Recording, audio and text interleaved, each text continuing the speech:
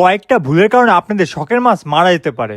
যেমন বৃষ্টি এবং গরম একসাথেই হচ্ছে, এই জন্য পানির টেম্পারেচার একরকম নাও থাকতে পারে। প্রথমে আপনাদের কাছে অ্যাকুয়ারিয়াম বা ছোট পুকুর থাকে, তাহলে তাপমাত্রা নিয়ন্ত্রণের মধ্যে রাখতে হবে। বাইরের ছোট পুকুরটা সরাসরি সূর্য আলোতে রাখলে পানিটা বাষ্পিত হয়ে চলে যাবে, আর সাথে প্রচুর পরিমাণে এলগি হতে পারে, এই জন্য সাবধানে রাখতে হবে। তারপর ছোট পুকুরটা ছায়াযুক্ত জায়গায় রাখবেন, আর সকালে 2-3 ঘন্টা রোদ হলেই চলবে। পানি কমে গেলে সাইক্লিন যুক্ত পানি দিবেন। আর পানি টেম্পারেচার নিয়ন্ত্রণ রাখার জন্য আপনারা অবশ্যই বরফ ব্যবহার করতে পারেন। শুধুমাত্র 15 মিনিট রাখবেন, তাপমাত্রা কমলে ছড়িয়ে দিবেন। গরমের মধ্যে বৃষ্টি হলে তাপমাত্রা আশেপাশে কমে যায়, কিন্তু ছোট পুকুরের তাপমাত্রা সহজে কমে না, এই জন্য হিটার লাগবে না। কিন্তু আপনারা দামি মাছ পালেন, তাহলে ওয়াটার হিটার ব্যবহার করতে হবে। এটা শুধু শীতকালও না, বৃষ্টির সময় অনেক কাজে আসে। হিটারের তাপমাত্রা 24 থেকে 26 ডিগ্রি সেলসিয়াস পর্যন্ত রাখবেন। কিভাবে ফুলের পর দিয়ে একটি ছোট পুকুর তৈরি করেছি আর কি মাছ পালবো এটা আপনারা জানতে চান, তাহলে নিচের ভিডিওটা দেখতে পারেন। এখানে ভিডিও শেষ করি। আল্লাহ হাফেজ।